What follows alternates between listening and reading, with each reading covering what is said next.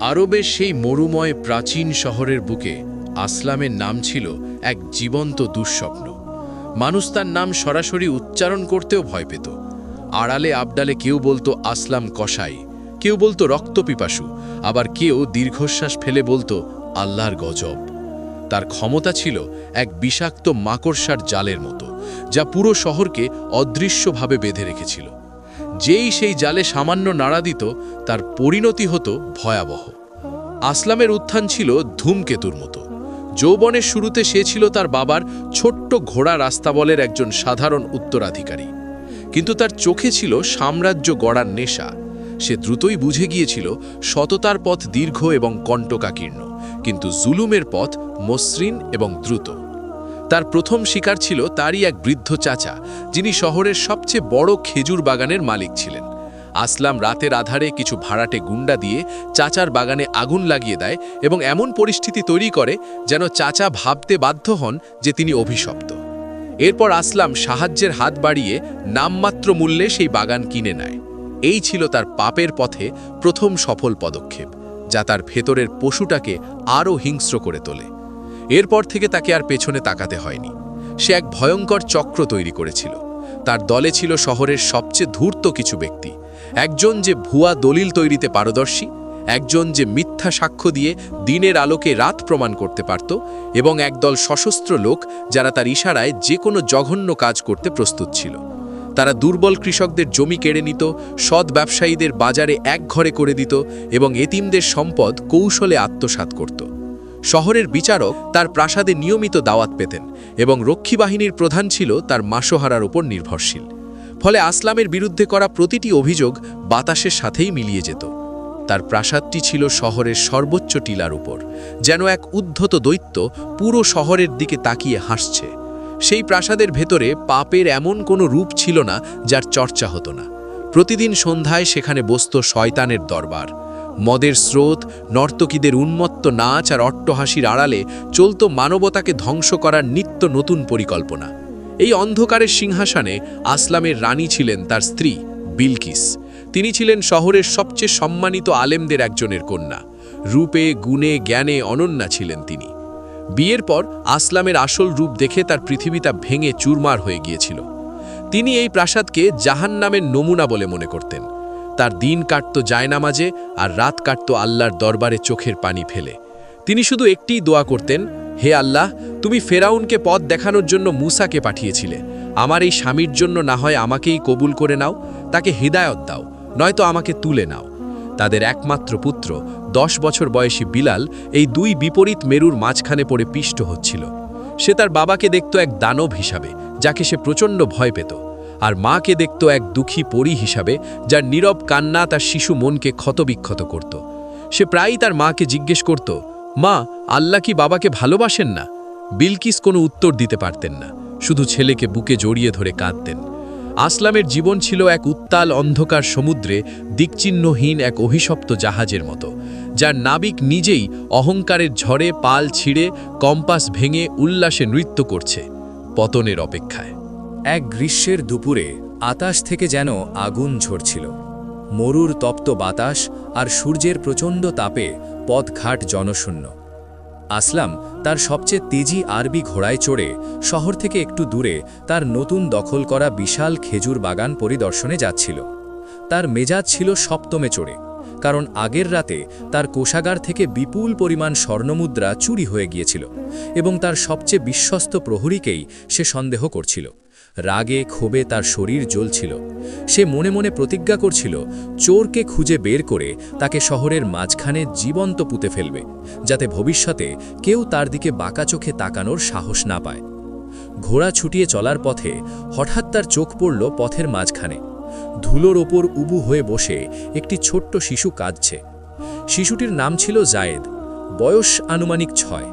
সে ছিল এক এতিম শিশু যে তার বিধবা মায়ের সাথে থাকত। তার মা অন্যের বাড়িতে কাজ করে যা পেতেন তা দিয়েই তাদের সংসার চলত।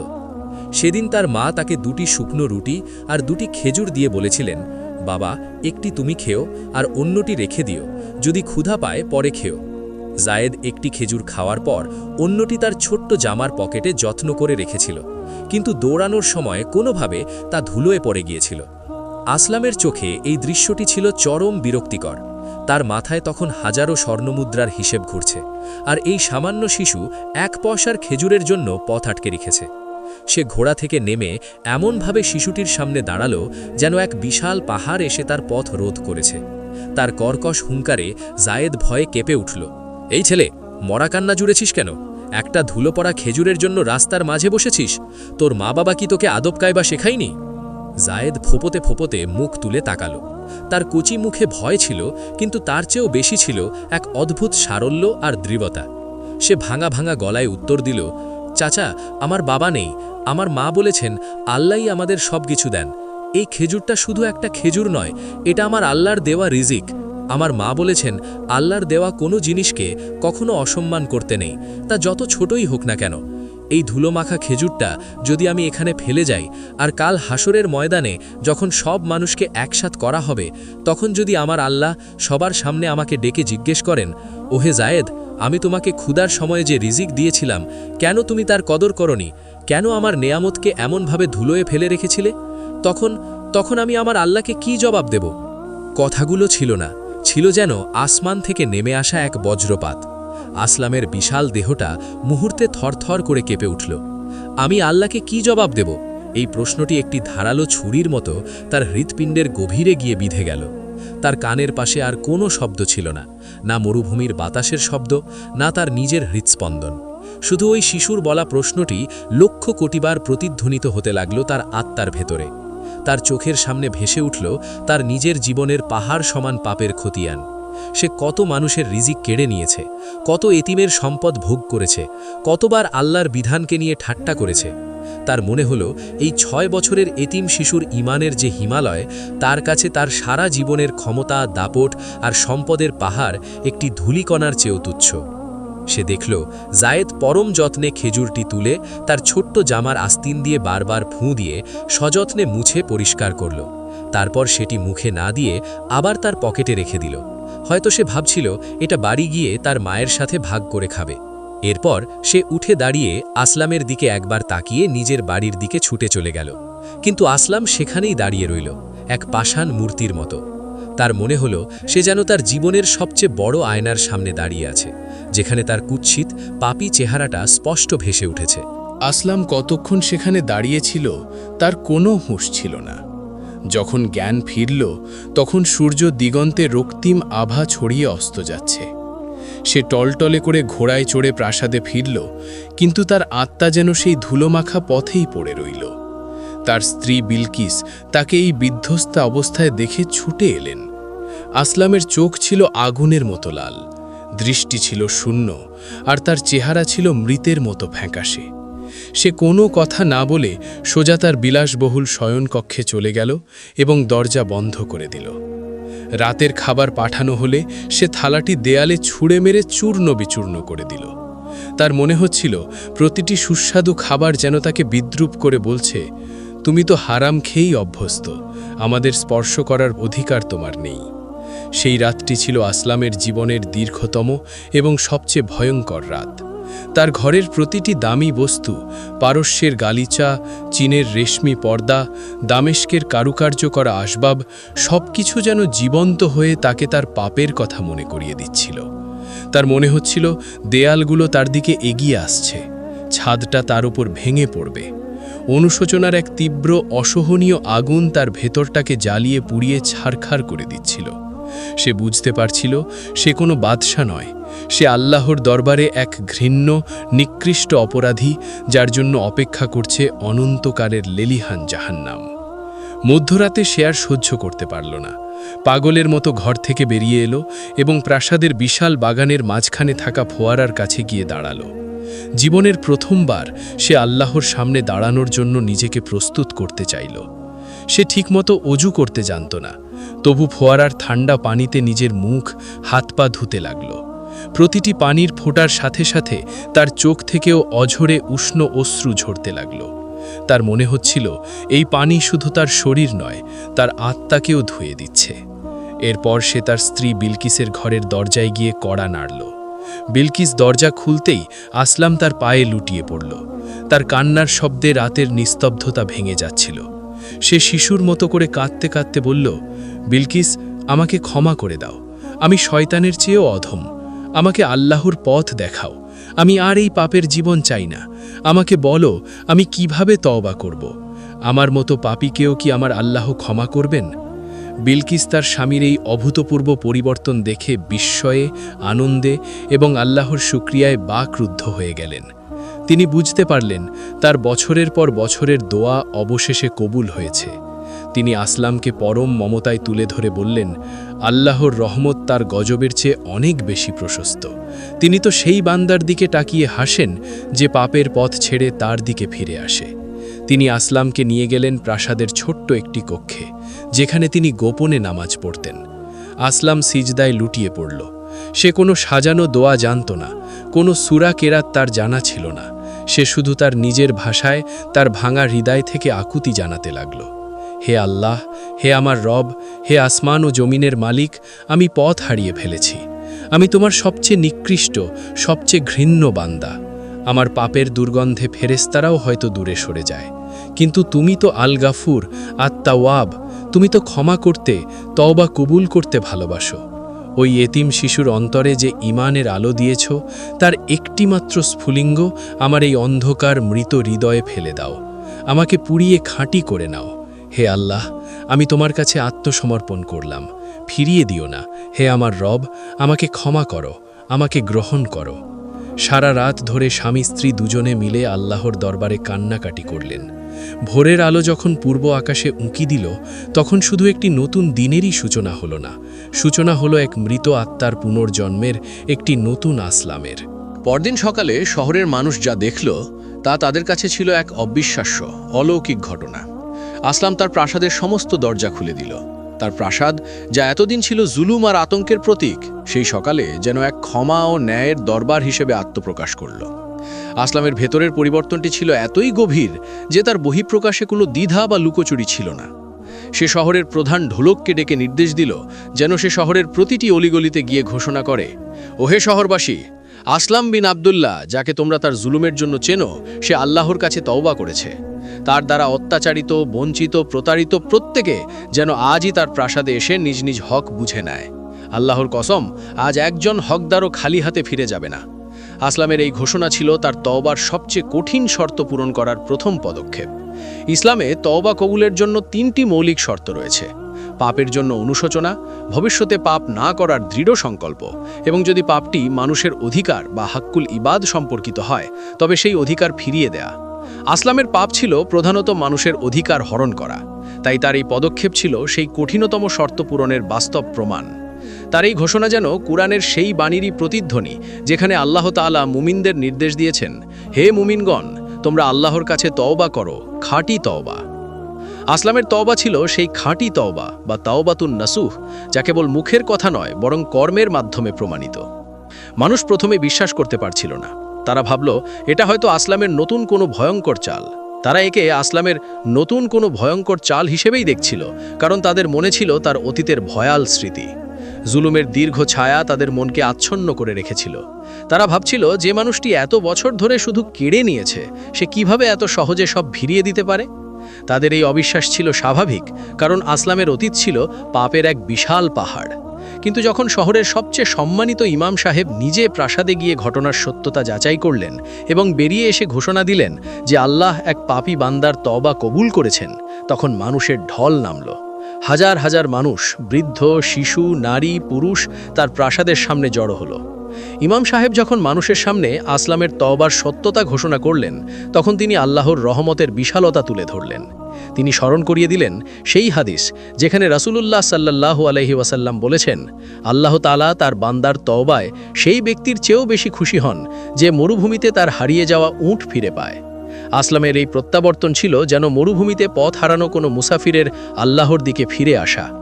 ইমাম সাহেব আরও নিশ্চিত করলেন যে আসলামের চোখে তিনি যে অনুশোচনার অশ্রু দেখেছেন তা ছিল খাঁটি তওবার নিদর্শন।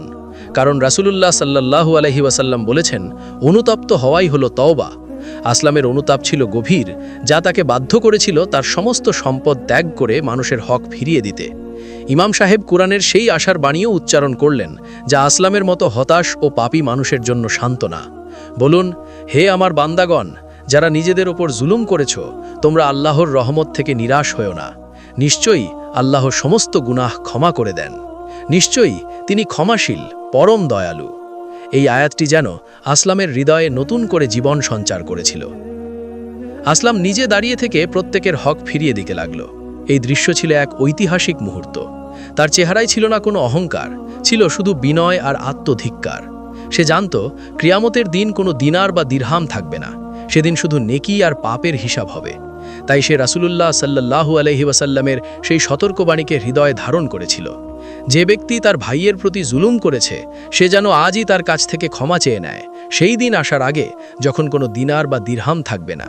আসলাম সেই কঠিন দিনের হিসাব নিকাশ থেকে বাঁচতে চেয়েছিল। তার এই কর্ম ছিল পাপের বিপরীতে নেক আমলের এক বিশাল প্রচেষ্টা। সে যেন সূরা হুদের সেই নির্দেশনা মেনে চলছিল, নিশ্চয়ই নেক আমলসমূহ গুনাহসমূহকে মিটিয়ে দেয়। যে কৃষকের জমি কেড়ে নিয়েছিল, তাকে শুধু জমিই নয়, এত বছরের ফসলের ক্ষতিপূরণও দিল। যে ব্যবসায়ীর ব্যবসা ধ্বংস করেছিল, তাকে দ্বিগুণ মূলধন দিয়ে নতুন করে শুরু করতে সাহায্য করল। যাদেরকে সে শারীরিকভাবে আঘাত করেছিল, তাদের সামনে নিজেকে সঁপে দিয়ে বলল, আমার কাছ থেকে প্রতিশোধ নাও, যাতে আমাকে আখেরাতে প্রতিশোধের শিকার না হতে হয়। কিন্তু তার অবিরাম অশ্রু, তার বিনয় আর তার আন্তরিকতা দেখে কেউ প্রতিশোধ নিতে পারল না, বরং তাকে ক্ষমা করে দিল। আসলামের এই নিঃশর্ত আত্মসমর্পণ দেখে মানুষের হৃদয় নরম হয়ে গেল। তারা বুঝতে পারল আসলামের তওবা ছিল সম্পূর্ণ আন্তরিক। দিনের শেষে তার পরনের একজোড়া কাপড় ছাড়া আর কিছুই তার মালিকানায় রইল না। তার সমস্ত পাপের বোঝা যেন নেমে গেল। রাসূলুল্লাহ সাল্লাল্লাহু আলাইহি ওয়াসাল্লামের বাণী অনুযায়ী পাপ থেকে তওবাকারী ব্যক্তি সেই ব্যক্তির মতো যার কোনো পাপ নেই। আসলাম যেন এক নতুন জীবন লাভ করল। তার হৃদয় থেকে দূর হলো নাফস আল আম্মারা বিসু, অর্থাৎ মন্দ কাজে প্ররোচনাকারী আত্মা, আর সেখানে জন্ম নিল নাফস আল্লাওয়ামা, অর্থাৎ আত্মধিক্কারকারী আত্মা, যা তাকে পরিশুদ্ধির পথে চালিত করল। এরপর সে তার স্ত্রী বিলকিস এবং পুত্র বিলালকে নিয়ে সেই অভিশপ্ত প্রাসাদ ত্যাগ করল। প্রাসাদটি ছিল তার অতীতের পাপের প্রতীক, আর সেই প্রাসাদ ত্যাগ করা ছিল তার হিজরত, পাপের স্থান থেকে পুণ্যের স্থানের দিকে যাত্রা। সে শহরের এক প্রান্তে, যেখানে সবচেয়ে গরিব আর নিচু স্তরের মানুষেরা বাস করত, সেখানে নিজের হাতে একটি ছোট্ট মাটির কুঁড়েঘর তৈরি করল। এই ছিল তার নতুন জীবনের সূচনা, যেখানে তার সমস্ত আমল আল্লাহর সন্তুষ্টির ওপর নির্ভরশীল ছিল। রাসূলুল্লাহ সাল্লাল্লাহু আলাইহি ওয়াসাল্লামের শিক্ষা অনুযায়ী নিশ্চয়ই সমস্ত আমল নিয়তের ওপর নির্ভরশীল। আসলামের এই নতুন জীবনের প্রতিটি কাজ ছিল একনিষ্ঠ নিয়তের ফল। তার এই স্বেচ্ছায় দারিদ্র্য বরণ ছিল তার হৃদয়ের কিবার, অর্থাৎ অহংকার দূর করে তাওয়াদু, অর্থাৎ বিনয় অর্জনের এক কঠিন সাধনা। যে হাতে সে একদিন মানুষের সম্পদ লুণ্ঠন করত, সেই হাতেই সে এখন পাথর বয়ে, কাঠ কেটে, অন্যের বোঝা বহন করে হালাল রুজি উপার্জন করতে শুরু করল। তার এই হালাল রুজির প্রতি তীব্র আকাঙ্ক্ষা ছিল তার তওবার আরেকটি গুরুত্বপূর্ণ অংশ। সে জানত হারাম দ্বারা পুষ্ট কোনো দেহ জান্নাতে প্রবেশ করবে না, তাই সে তার শরীরকে হারাম থেকে পবিত্র করতে কঠোর পরিশ্রম শুরু করল। তার দিন কাটত কঠোর পরিশ্রমে আর রোজা রেখে, আর রাত কাটত নামাজ, কুরআন তিলাওয়াত আর আল্লাহর দরবারে কান্না কাটিতে। সে বিলকিসের কাছ থেকে এবং শহরের সেই বৃদ্ধ আলেমের কাছ থেকে দিনের জ্ঞানে নিজেকে সমৃদ্ধ করতে লাগল। তার জ্ঞান, বিনয়, তাকওয়া এবং আল্লাহর প্রতি ভালোবাসা এমন এক পর্যায়ে পৌঁছালো যে তার মুখ থেকে বের হওয়া প্রতিটি কথাই মানুষের হৃদয়ে গিয়ে লাগত। আসলামের এই পরিবর্তন ছিল পাপী মানুষের জন্য এক উজ্জ্বল দৃষ্টান্ত। কারণ রাসূলুল্লাহ সাল্লাল্লাহু আলাইহি ওয়াসাল্লাম বলেছেন, আদম সন্তান মাত্রই ভুলকারী, অর্থাৎ পাপী, আর পাপীদের মধ্যে শ্রেষ্ঠ তারাই যারা তওবা করে। আসলাম প্রমাণ করল যে অতীতের পাপ যত গভীরই হোক না কেন, আন্তরিক তওবার মাধ্যমে আল্লাহর কাছে ফিরে আসা সম্ভব।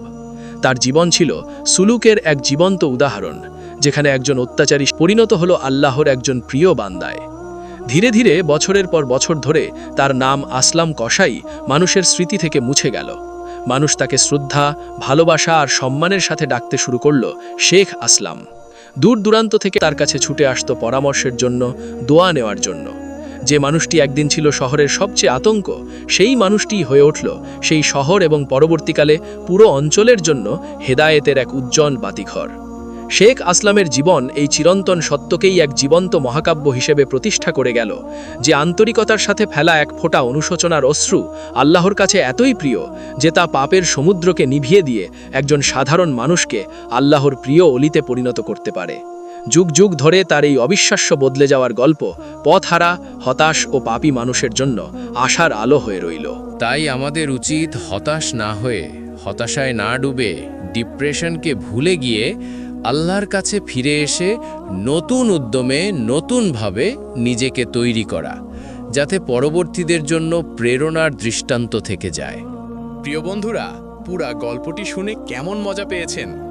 আমাদের গল্পটি আপনার কাছে কেমন লেগেছে অবশ্যই জানাতে ভুলবেন না। আর হ্যাঁ, আপনি কোন জায়গা থেকে আমাদের গল্পটি শুনছেন আমাদেরকে জানাতে পারেন। আসসালামু আলাইকুম ওয়া রাহমাতুল্লাহি ওয়া বারাকাতুহু।